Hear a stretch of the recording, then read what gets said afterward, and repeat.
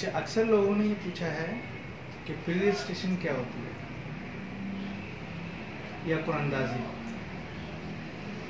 अभी जो कोरिया की रजिस्ट्रेशन के हवाले से कुरानंदाजी होने वाली है, उसके लिए करना क्या होगा?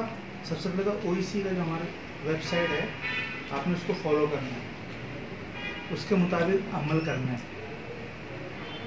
एक चालान फॉर्म होगा, उसकी बाकायदा एक फ़ीस होती है 500 रुपये या 1000 रुपये, उसको आपने बैंक में डिपॉजिट करा देना। आप पाकिस्तान में किसी भी शहर में हो, वहीं बैठ के आप ऑनलाइन कर सकते हैं। ऑनलाइन एचबीएल का जो बैंक होगा उधर जाकर आपने जमा कराना है। एचबीएल हो या कोई दूसरा बैंक भी हो सकता है जो वेबसाइट पर अनाउंसमेंट हो, उसके मुताबिक आपने जमा कराना है। और चालान भी वही लेना है जो वेबसाइट पे मौजूद हो। बैंक में हमने जमा करा दिया, उसके बाद ऑनलाइन सबमिट करना होगा। वेबसाइट खोलेंगे आप, उधर एक लिंक होगा, आपने उसको क्लिक करेंगे, जो रसीद होगी ओरिजिनल उसको आपने स्कैन करके उसके अंदर अटैच कर देंगे और अपना डेटा भर देंगे। जब कुरानंदाजी हो जाएगी तो उस वक्त वो ओरिजिनल स्लिप आपको लेकर आनी होगी ओईसी के ऑफिस में। फिर बाकायदा एक फॉर्म आप फिल करेंगे, उस पर पिक्चर्स लगती हैं और एडमिट कार्ड इसमें काट के दिया जाता है। आपको एडमिट कार्ड मिलेगा, उसको कहते हैं केएलटी स्लिप। क्या कहते हैं? केएलटी स्लिप। वो उसके अंदर रोल नंबर लिखा होगा आपको। जब आप टेस्ट के लिए जाएंगे तो उसके लिए आपको क्या क्या चीज़ ज़रूरत होगी?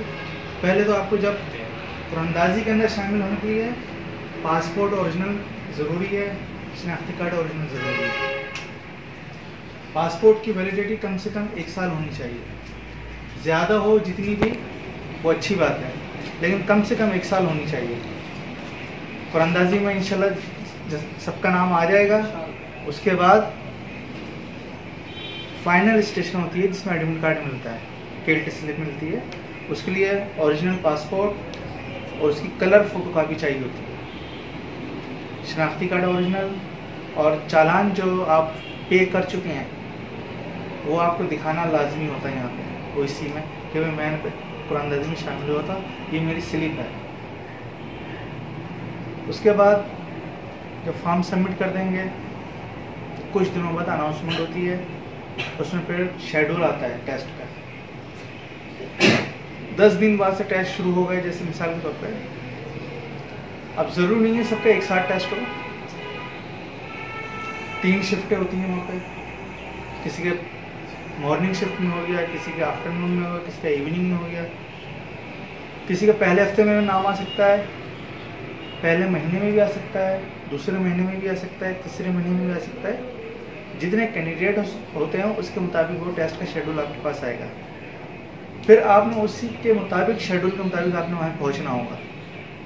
अगर आप किसी वजह से मिस कर देते हैं, कोई भी वजह से लेट हो जाते हैं, तो फिर आपको वो कोरियन उसमें शामिल नहीं करेंगे।